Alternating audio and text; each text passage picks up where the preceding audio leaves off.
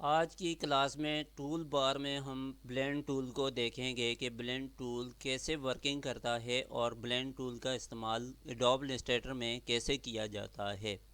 मैं आपको यहाँ पे बताऊँ कि जैसे ही मैं टूल बार पर आता हूँ और आने के बाद यहाँ पर टूल पर जैसे ही माउस लेकर आया, यहाँ पर है ब्लेंड टूल और इसकी शॉर्टकट की है W। तो मैं जैसे ही यहाँ पर लेकर आया और लेने के बाद इसका टूल का नाम हमारे पास शो हो रहा है। अब इस टूल का जो काम है, ब्लेंड किसको कहते हैं, ब्लेंड जो है वो एक दूसरे के साथ मिलाने को कहते हैं। तो हम यहाँ पर मिलाना क्या है कि यहाँ पे हम दो शेप को, दो लाइन को, दो ऑब्जेक्ट को आपस में मिलाएंगे तो एक शेप बन जाएगी, एक डिज़ाइन बनेगा हमारे पास। लाइन की मदद से, ऑब्जेक्ट की मदद से, टेक्स्ट की मदद से तो हम यहाँ पे कोई डिज़ाइन बनाना चाहें तो बना सकते हैं। यहाँ से हम कोई बॉर्डर बनाना चाहें, यहाँ कोई पैटर्न बनाना चाहें, कोई इस तरह बैकग्राउंड बनाना चाहें तो हम बना सकते हैं। तो इस टूल की मदद से कि दो दो शेप को जब आपस में मिलाएंगे तो एक शेप बन जाएगी। अब मैं यहाँ पे जैसे ही यहाँ पे कोई लाइन ड्रा कर लेता हूँ पेन टूल की मदद से। जैसे ही मैं यहाँ पर पेन पे क्लिक करता हूँ, क्लिक करने के बाद यहाँ पर क्लिक करेंगे, एक जो स्टार्टिंग पॉइंट है हम यहाँ से ले लेते हैं। अब मैं आपको ये एक और चीज़ बताऊं कि जैसे ही मैंने इस पर क्लिक किया, क्लिक करने के बाद यहाँ पे मेरा माउस के साथ में जहाँ पर चाहूँ तो इसे ले जाऊँ तो ये लाइन इसी तरह जा रही है। और यहाँ से ये हम स्ट्रेट फॉरवर्ड में अगर इसे करना चाहें तो कीबोर्ड से आल्ट को प्रेस करेंगे। तो अब यहाँ पर ये देखें, पहले मैं यहाँ से माउस के साथ देखें कि मैं जैसे ही इसे रोटेट करता हूँ, मूव करता हूँ तो ये उसी तरह जो है वो फ्री फॉर्म में मूव हो रही है। अब यहाँ से मैंने आल्ट को जैसे ही प्रेस किया तो ये लाइन बिल्कुल स्ट्रेट फॉरवर्ड मेरे पास आ गई है। अब मैं यहाँ पे अगर इसे मूव करता हूँ तो ये मूव नहीं होती। जो एंगल में ये मूव होना होगा तो ये मूव होगी। जैसे ही मैंने इसे किया तो यहाँ पे ये देखें कि इस तरह जो हॉरिजेंटली मेरे पास ये लाइन आ गई है। मैं इसे वर्टिकली करने के लिए जैसे ही मैं माउस यहाँ पर लेकर आया तो ये वर्टिकली लाइन मेरे पास आ गई है। मैं यहाँ पर लाकर इस पॉइंट पे क्लिक करके छोड़ देता हूँ तो यहाँ पर ये एक लाइन बन गई। अब ये देखें कि मैंने पेन टूल को सिलेक्ट किया था तो इसका जो पेन का जो टूल है वो आगे मेरे पास पॉइंटर जा रहा है, जहाँ पर मैं इसे लेकर जा रहा हूँ तो उसी तरफ ये माउस के साथ ही जा रहा है। अब मैंने आपको पहले बताया था कि जिस टूल को हम लेंगे उस टूल को ख़त्म करने के लिए सिलेक्शन पे क्लिक करेंगे तो इसकी सिलेक्शन, इस टूल की सिलेक्शन यहाँ से सिलेक्शन की मदद से ख़त्म हो जाएगी। अगर हम यहाँ से सिलेक्शन से ख़त्म करना चाहें तो वहाँ से भी ख़त्म कर सकते हैं। इसके अलावा कीबोर्ड से एस्केप बटन को प्रेस करेंगे तो इसकी सिलेक्शन ख़त्म हो जाएगी। मैंने कीबोर्ड से एस्केप बटन को प्रेस किया, इसकी सिलेक्शन ख़त्म होगी। उसके बाद मैं इसकी डुप्लिकेट कॉपी बनाना चाहता हूँ तो मैं एक लाइन यहाँ पर रखना चाहता हूँ। अब मैं यहाँ पे इसे सिलेक्ट कर लेता हूँ माउस के साथ। सिलेक्ट करने के साथ मैंने आल्ट को प्रेस किया, सबसे पहले आल्ट को प्रेस किया, उसके बाद शिफ्ट को प्रेस किया। तो अब यहाँ पे गाइडलाइन जो है मेरे पास आ गई कि यहाँ पर जैसे ही मैं लेकर आऊँगा तो ये देखें हमें स्ट्रेट फॉरवर्ड में लाइन शो हो रही है। मैं यहाँ पर लाइन पे छोड़ देता हूँ तो ये इसका जो एक दूसरे के सामने जो लाइन है वो बिल्कुल स्ट्रेट फॉरवर्ड हैं, तो एक दूसरे के अप जो है वो अप डाउन नहीं है। मैं यहाँ पर इस पे क्लिक कर लेता हूँ। मैं इसमें दो तरीके आपको बताऊँ कि यहाँ पे सबसे पहले ये बताऊँ कि जैसे ही मैं यहाँ पर टूल बार में आया और मेरे पास यहाँ पे ब्लेंड टूल जो है मौजूद है। उसके अलावा मैं यहाँ ऑब्जेक्ट में आऊँ, ऑब्जेक्ट में जाने के बाद यहाँ पे देखें कि ब्लेंड टूल मेरे पास यहाँ पर है और इसके आगे सब जो है वो मेन्यू हैं। तो यहाँ पर ये देखें कि ये कैसे वर्किंग करते हैं, मैं इसमें करके बता देता हूँ। अब मैंने इस लाइन को सिलेक्ट किया था, सिलेक्ट करने के बाद मैंने यहाँ बाहर क्लिक किया तो ये डी सिलेक्ट इसकी सिलेक्शन ख़त्म हो गई है। इसके अलावा मैं यहाँ पे ब्लेंड टूल पे डबल क्लिक करता हूँ तो मेरे पास ब्लेंड ऑप्शन आ रहा है। ब्लेंड ऑप्शन में यहाँ पे मेरे पास स्पेसिंग है कि यहाँ से स्मूथ कलर है और इसके बाद स्पेसिफाइड स्टेप्स है और स्पेसिफाइड डिस्टेंस है। इन तीनों को हम यहाँ पर देखेंगे। यहाँ पर ये देखें कि यहाँ से हम चेंज कर सकते हैं। अलाइन टू पेज है और अलाइन टू पाथ है। तो हमने अलाइन टू पेज अगर करना है तो अलाइन टू पेज करेंगे और अलाइन टू पाथ अगर करना है तो यहाँ से हम सेलेक्ट करेंगे। मैं इसे कैंसिल कर लेता हूँ। कैंसिल करने के बाद यहाँ पर ऑब्जेक्ट में आए। ऑब्जेक्ट में आने के बाद ब्लेंड पे क्लिक करें। ब्लेंड पे क्लिक करने के बाद ब्लेंड ऑप्शन पे क्लिक करें तो इसी तरह हमारे पास सेम एज आ जाता है ब्लेंड ऑप्शन। अब यहाँ पे टूल बार में ब्लेंड पे डबल क्लिक करें तो तब भी ये ब्लेंड ऑप्शन शो होगा और ऑब्जेक्ट में जाके ब्लेंड पे क्लिक करें तो तब भी ब्लेंड ऑप्शन हमारे पास वहाँ पर भी शो होगा। अब मैं एक और तरीका आपको यहाँ पे बताऊँ कि यहाँ से हम इसको सेलेक्ट करें। सेलेक्ट करने के बाद यहाँ पे ब्लेंड टूल पे क्लिक कर दें। जैसे ही मैंने सबसे पहले यहाँ पे देखें कि सबसे पहले मैंने इसमें से इसकी सिलेक्शन ख़त्म कर देता हूँ। मैंने इसको सिलेक्ट किया। सेलेक्ट करने के बाद ब्लेंड टूल पे क्लिक कर दिया। ब्लेंड टूल पे क्लिक करने के बाद इस पे दोबारा हम क्लिक करेंगे। ब्लेंड टूल को सिलेक्ट करके इस पे क्लिक करेंगे। मैंने इस पे क्लिक कर दिया। क्लिक करने के बाद जिस लाइन के साथ, जिस शेप के साथ, जिस ऑब्जेक्ट के साथ इसको मिलाना है तो दूसरी लाइन को जाके उस पर क्लिक करेंगे।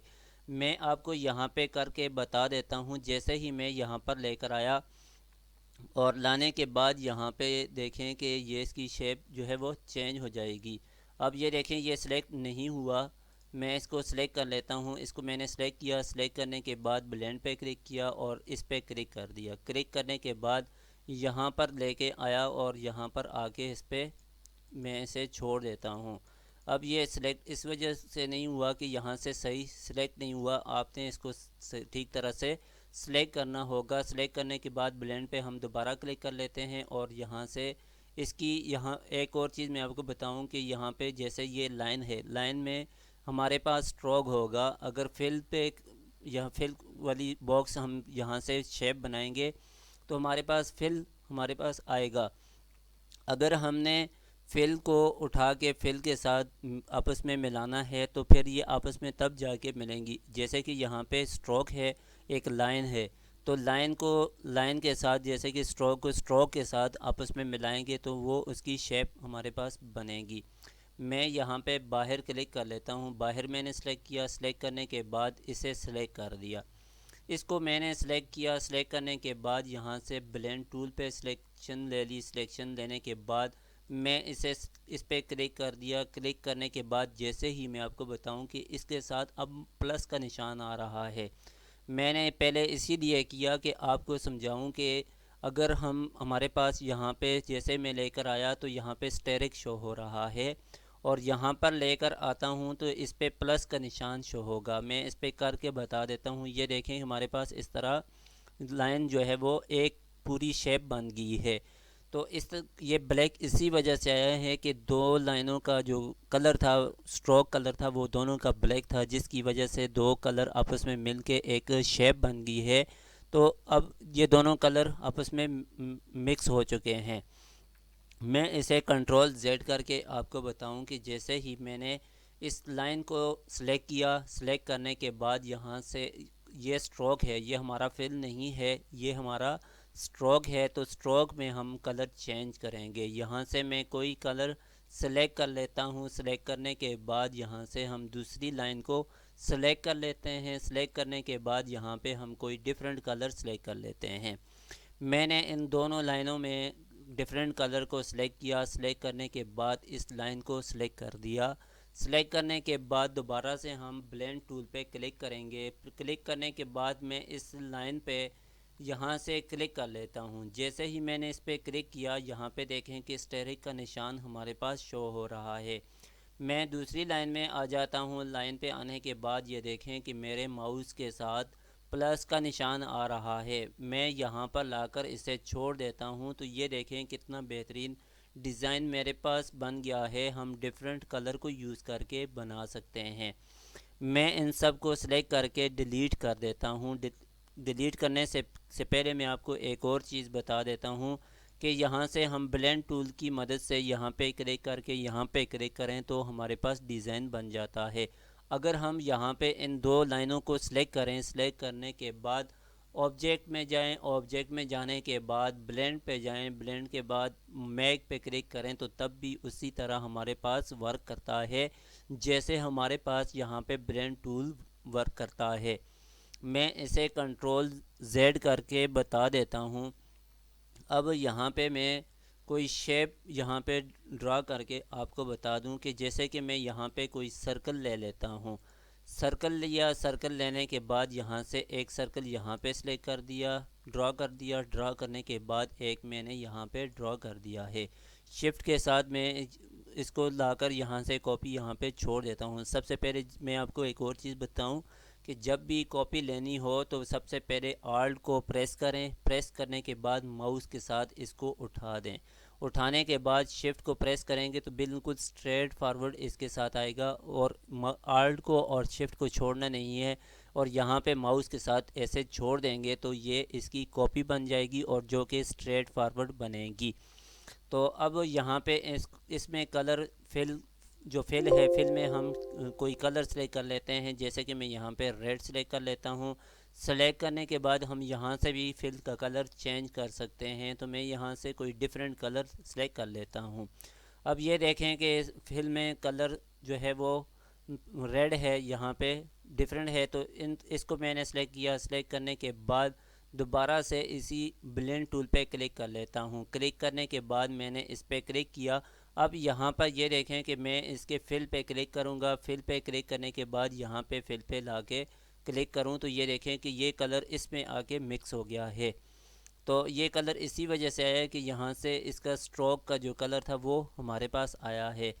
मैं यहाँ पर आकर आपको बता दूँ कि जैसे ही मैं यहाँ पर आया और यहाँ पर इसको मैंने सेलेक्ट किया। सेलेक्ट करने के बाद ब्लेंड पे क्लिक कर दिया। ब्लेंड पे क्लिक करने के बाद इसके यहाँ पर मैं क्लिक कर देता हूँ। करने के बाद यहाँ पर आकर इसे छोड़ दूँ तो ये इस तरह इसमें कलर ये आ जाएगा।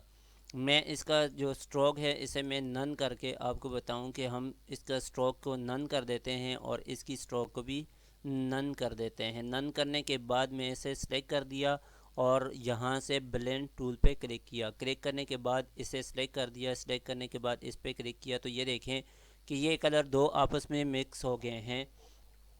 और मैं इसको डिलीट कर देता हूँ। डिलीट करने के बाद यहाँ पे एक और चीज़ मैं आपको बताऊँ कि अगर इसकी तादाद हम इसमें इंक्रीज़ करना चाहें या डिक्रीज़ करना चाहें तो कर सकते हैं। मैं यहाँ से एक और एलिप्स टूल ले लेता हूँ।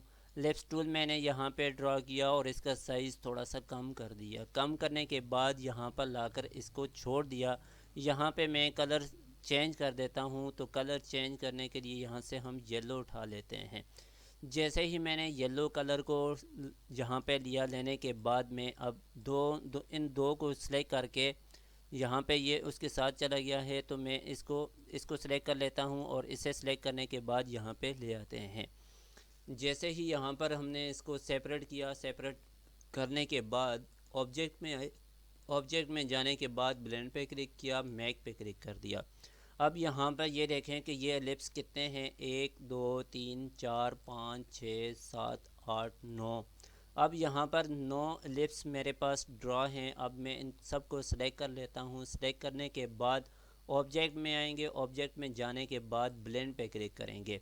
जैसे ही ब्लेंड पे ले आया और यहाँ पे ब्लेंड ऑप्शन पे डबल क्लिक करेंगे।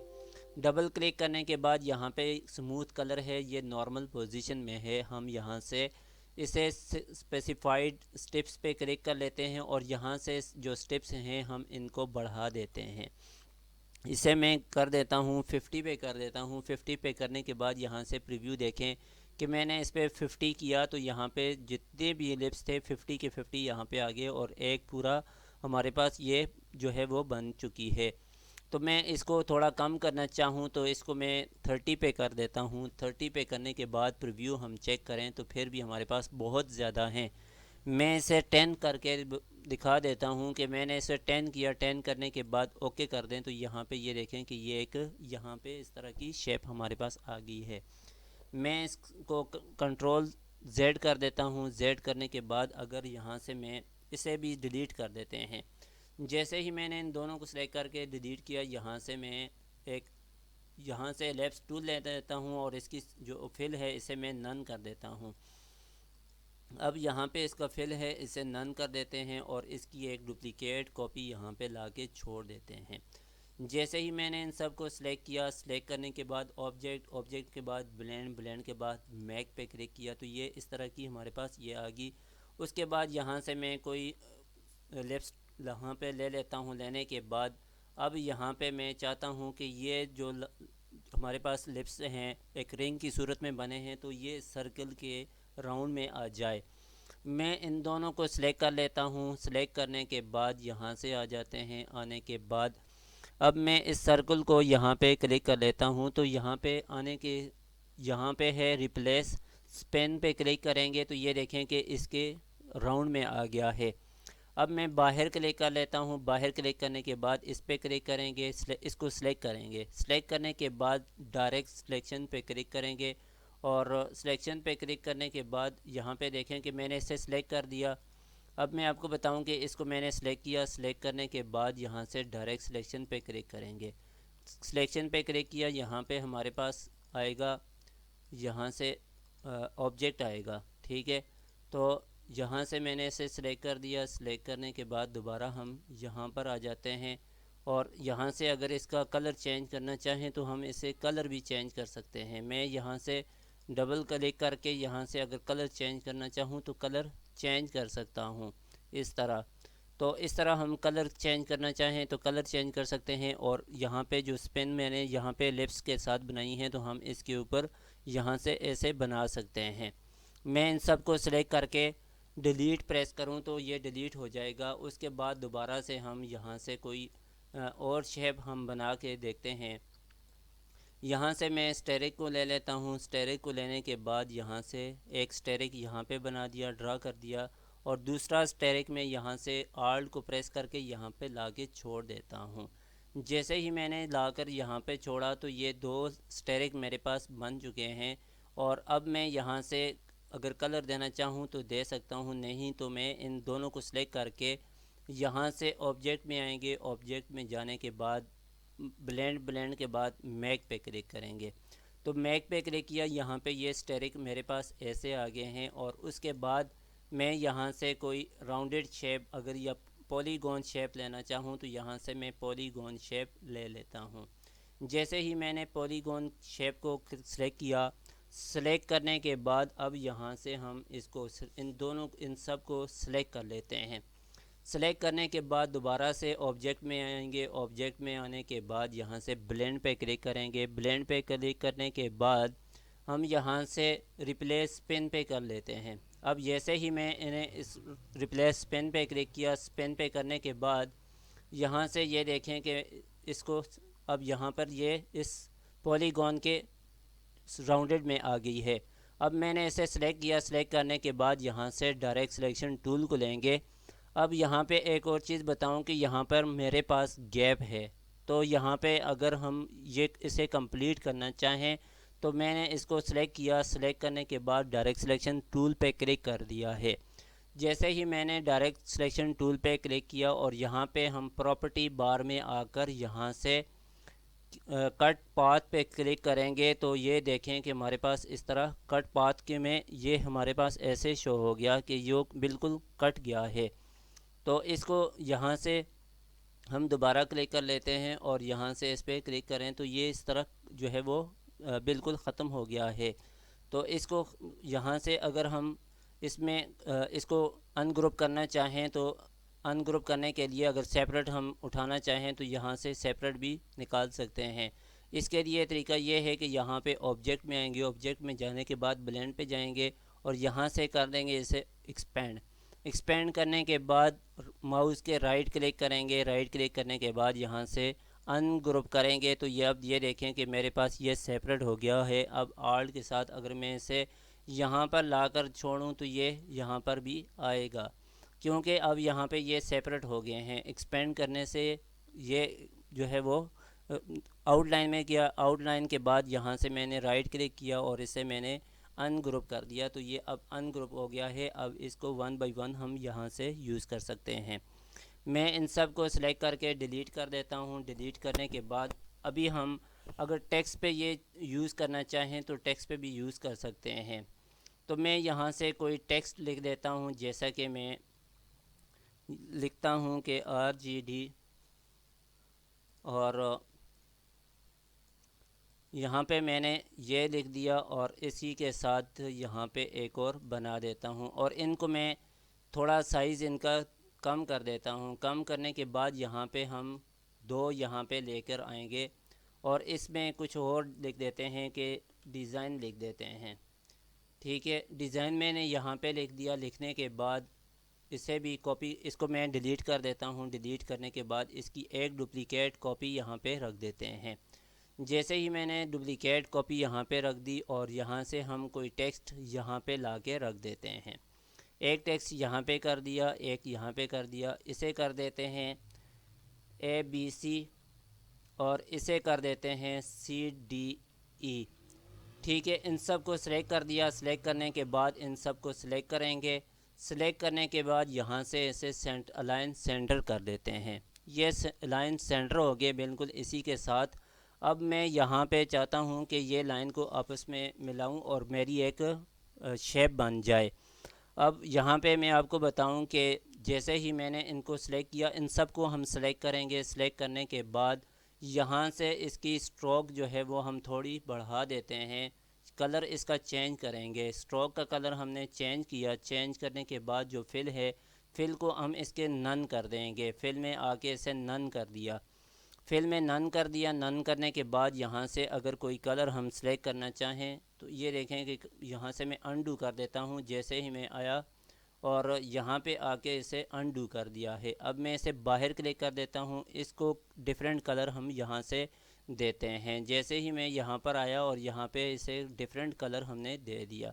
जैसे ही कलर सेलेक्ट किया और यहाँ पे ये कलर सेलेक्ट कर दिया और यहाँ पे हम आके कोई डिफरेंट कलर सेलेक्ट कर लेते हैं। यहाँ से मैं ये मुझे सही नज़र नहीं आ रहा और मैं यहाँ से ये कलर सेलेक्ट कर लेता हूँ और मैं यहाँ से कोई डिफरेंट कलर ये सिलेक्ट कर लेता हूँ और यहाँ पर आके हम डिफरेंट कलर सिलेक्ट कर लेते हैं यहाँ पे भी, और यहाँ से हम ये सिलेक्ट कर देते हैं। अब इनमें यहाँ पे चेंज हो गया है। अब मैं आपको एक और चीज़ करके बताऊँ कि इसे सिलेक्ट करूँगा। सिलेक्ट करने के बाद मैं इसे सिलेक्ट कर देता हूँ।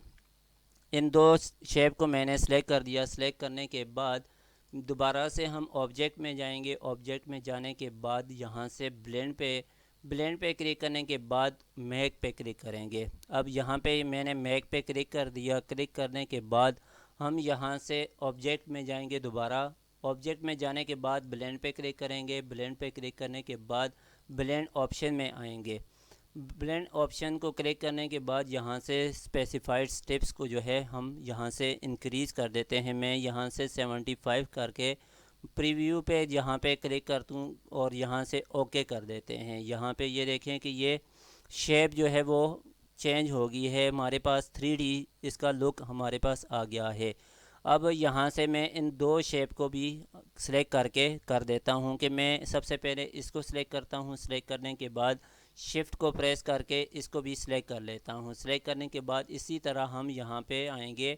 ब्लेंड टूल पे क्लिक करेंगे। मैक पे क्लिक करेंगे। मैक पे क्लिक करने के बाद दोबारा हम ऑब्जेक्ट में जाएंगे। ऑब्जेक्ट में जाने के बाद ब्लेंड पे क्लिक करेंगे। ब्लेंड पे क्लिक करने के बाद ब्लेंड ऑप्शन पे जाएंगे। जैसे ही मैंने ब्लेंड ऑप्शन पे क्लिक किया तो ब्लेंड ऑप्शन मेरे पास ये शो हो गया। यहाँ से हम स्पेसिफाइड स्टेप पे क्लिक करेंगे और यहाँ से स्टेप भी 75 हम प्रेस कर देते हैं। प्रीव्यू चेक कर देते हैं। प्रीव्यू मैंने चेक किया और ओके प्रेस कर दिया। अब यहाँ पे ये देखें कि यहाँ पे जो RGD है मैं यहाँ पे लाके इसके ऊपर छोड़ देता हूँ। अब जैसे ही मैंने इसके ऊपर ये देखें, मैं कंट्रोल Z कर देता हूँ। कंट्रोल Z करने के बाद यहाँ से ऊपर लेकर आएंगे इसके ऊपर और माउस के साथ राइट क्लिक करेंगे और यहाँ से अरेंज में जाएंगे। अरेंज में जाने के बाद ब्रिंग टू फ्रंट करेंगे। ये देखें कि मेरे पास अभी ये ऊपर आ गया है। इसी को इसी तरह उठा के यहाँ पे रखेंगे और रखने के बाद इसका साइज़ थोड़ा छोटा कर देते हैं। साइज़ को मैंने थोड़ा सा छोटा कर दिया। छोटा करने के बाद यहाँ से लाकर इसके ऊपर जैसे ही मैं लेके आया और लाने के बाद इसे भी मैं राइट क्लिक करके और अरेंज में जाने के बाद ब्रिंग टू फ्रंट पे क्लिक करूं तो ये फ्रंट पे आ गया। इस तरह ब्लेंड टूल हम टेक्स्ट के ऊपर यूज़ करना चाहें तो टेक्स्ट के ऊपर भी यूज़ कर सकते हैं।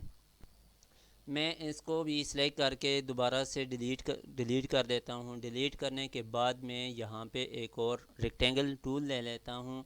रेक्टेंगल टूल लेने के बाद यहाँ से मैं एक यहाँ पे रेक्टेंगल ड्रा कर देता हूँ और यहाँ पे हम कोई कलर सेलेक्ट कर लेते हैं। मैंने इसमें रेड कलर सेलेक्ट कर दिया। सेलेक्ट करने के बाद यहाँ पे हम आएंगे और यहाँ पे कोई इसमें डिफरेंट कलर सेलेक्ट कर लेते हैं।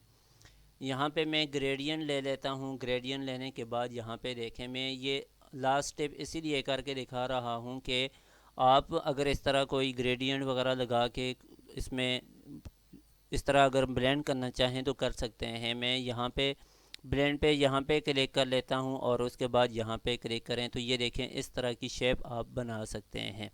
मैं इसी को फिर दोबारा डिलीट कर देता हूँ। डिलीट करने के बाद यहाँ से मैं थोड़ा सा इसे राउंडेड में ले लेता हूँ और इस तरह का अगर डिज़ाइन अगर आपने बनाना है मैं इसमें कलर चेंज कर देता हूँ। मैंने इसके अंदर ये कलर सेलेक्ट कर दिया।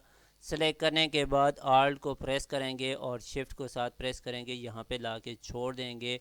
छोड़ने के बाद यहाँ से हम कलर सेलेक्ट कर लेते हैं, यहाँ पे ये वाला कलर, और ये कलर को सिलेक्ट किया, इससे सिलेक्ट किया। सिलेक्ट करने के बाद ब्लेंड पे क्लिक किया, इससे सिलेक्ट करने के बाद यहाँ पे ला के छोड़ दिया। ये देखें यहाँ पे ऐसे शेप बन गई। उसके अलावा मैं आपको यहाँ पे एक और चीज़ करके बता देता हूँ कि जैसे ही ये सारा सिलेक्टेड है और यहाँ से कर्वेचर टूल हम यहाँ पे लेके तो यहाँ से जो लाइन है इसे हम ड्रॉ करें तो ये देखें कि इस तरह हम करना चाहें टॉप पे करना चाहें टॉप पे कर सकते हैं, इस तरह करना चाहें तो इस तरह कर सकते हैं। कंट्रोल जेड करके इसकी जो लाइन है इसके सेंटर पॉइंट को यहाँ से ड्रैग करके यहाँ पे ला के छोड़ें तो इस तरह हमारे पास ये डिज़ाइन बन गया। तो इस तरह हम टूल की मदद से डिज़ाइन बना सकते हैं। कर्वेचर की टूल के इसको अगर बॉटम पे करना है टॉप पे करना है तो कर सकते हैं। अगर इस लाइन को जितना हम टेढ़ा करेंगे कर्वेचर टूल से तो ये उसी तरह की लाइन हमारे पास बनेगी। तो मैं इसको कंट्रोल जेड कर दिया। जेड करने के बाद यहाँ से कर्वेचर टूल जो है वो सिलेक्टेड है, इसकी लाइन को मैंने यहाँ पे किया। यहाँ से इस लाइन को थोड़ा सा मैंने ऐसे टेढ़ा कर दिया, ये देखें। तो इस तरह हम इन टूल की मदद से अपने डिज़ाइन को बेहतर बना सकते हैं। तो उम्मीद है आप समझ गए होंगे और इस पे प्रैक्टिस करेंगे। तो आज के लिए इतना ही काफ़ी है। मिलते हैं नेक्स्ट क्लास में।